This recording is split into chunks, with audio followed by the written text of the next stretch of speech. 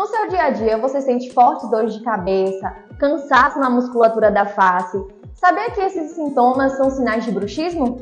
E o que é o bruxismo? O bruxismo ele consiste no hábito de ranger os dentes de forma involuntária. Pode ser na hora de dormir ou durante o dia a dia por conta do estresse, da ansiedade. E quais as formas de tratamento do bruxismo? Então, cada caso a gente consegue avaliar de uma forma individual para saber o que está causando esse bruxismo, mas na maioria dos casos a gente consegue confeccionar aqui no consultório essa plaquinha aqui, a placa de bruxismo. Você vai usar essa plaquinha antes de dormir ou então até no dia a dia e vai evitar que você fique rangendo os dentes e também vai aliviar a dor na musculatura da face.